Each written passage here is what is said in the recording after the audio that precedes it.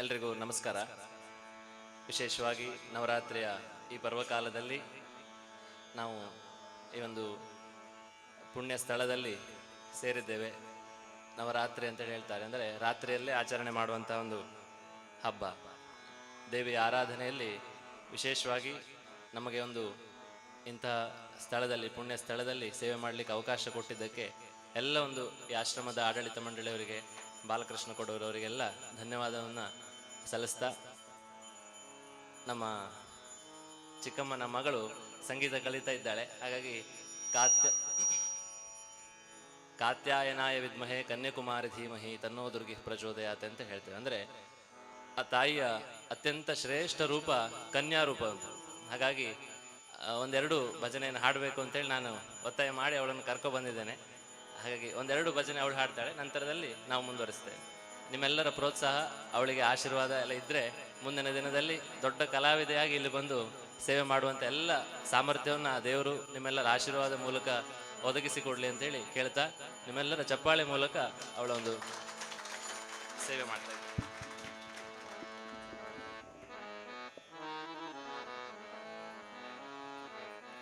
Sundara ಶ್ರೀಮುಖ Gajanana, Sundara ಶ್ರೀಮುಖ Gajanana, Ekadanta Shri Gajanana, Ekadanta Shri Gajanana, Sundara ಶ್ರೀಮುಖ Gajanana, Ekadanta